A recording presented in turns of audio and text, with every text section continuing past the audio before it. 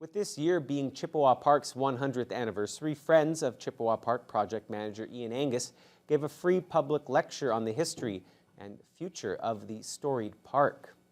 The virtual lecture was held this past week, and it was in association with Thunder Bay Museum and their ongoing lecture series.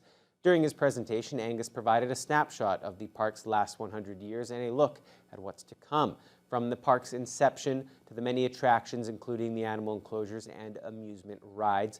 The restoration era was also touched on, including the refurbishment of the iconic C.W. Parker Carousel. Angus also spoke of the rivalry that was a major motivating factor in the park's original development. Although there was a competitive level, as we've known from a number of the presentations, that Port Arthur and Fort William tried to outdo each other, whether it was in attracting new businesses or in terms of how good looking their parks could be. And so that sort of started the ball rolling in terms of Chippewa Park. The park still plans on celebrating its 100th year this summer with a family festival that runs from July 29th to August 2nd.